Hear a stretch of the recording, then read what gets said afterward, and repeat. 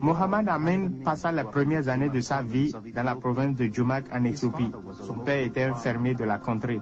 Mohamed prenait soin des vaches et des chèvres. Sa mère était restée stérile pendant plusieurs années. C'est pourquoi elle avait fait un vœu devant Dieu. S'il la bénissait avec un enfant, celui-ci le servirait durant toute sa vie. Lorsque Mohamed naquit, ses parents décidèrent qu'il ne fréquenterait pas l'école normale, mais plutôt qu'il irait étudier le Coran pour devenir imam. Adolescent, il obtint une bourse d'études pour l'Arabie Saoudite, où il apprit l'arabe et entreprit des études coraniques. En parlant de son séjour en Arabie Saoudite, il raconte: J'ai prié avec ferveur. Chaque jour, je me levais vers 2 heures du matin et je priais. 9 ans plus tard, après avoir terminé ses études d'érudit du Coran, Cheikh Mohamed Amin rentra en Éthiopie. Il commença à enseigner le Coran dans une des plus grandes mosquées de Jumak.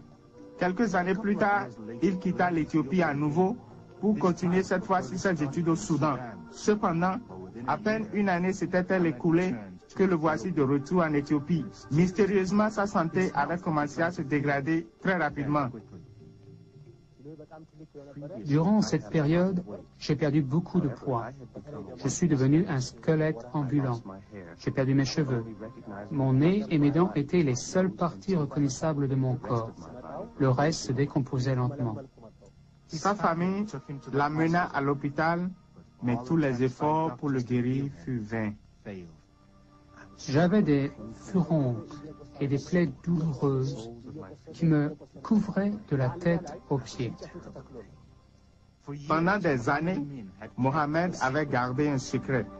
Alors qu'il était respecté en tant qu'homme de religion, en fait, il couchait avec des prostituées. Dans ma vie privée, j'étais l'un des pires pécheurs. Je ne dis pas cela par humilité, mais parce que j'ai honte. Je ne suis pas fier de ce que j'ai fait.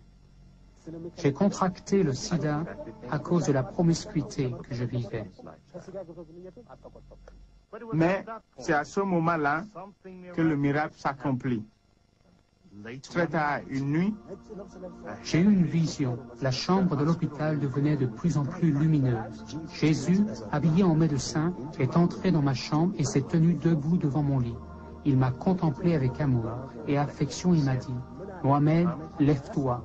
Je ne peux pas bien traduire mes sentiments de ce moment-là. J'étais rempli de joie, de paix et de contentement.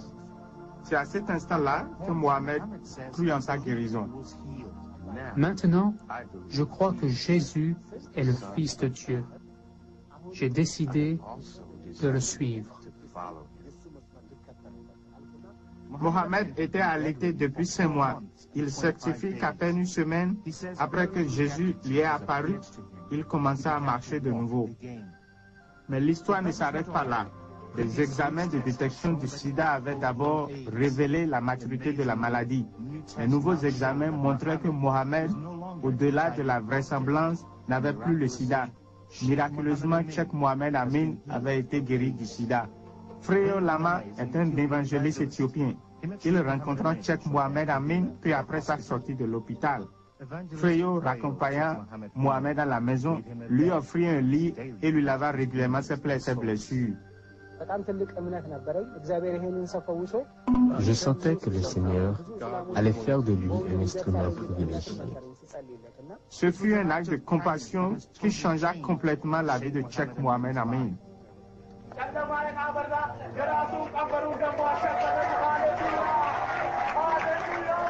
Devenu évangéliste à plein temps, il partage l'amour de Jésus et l'histoire miraculeuse de sa guérison du sida dans les villages, villes et églises à travers l'Éthiopie.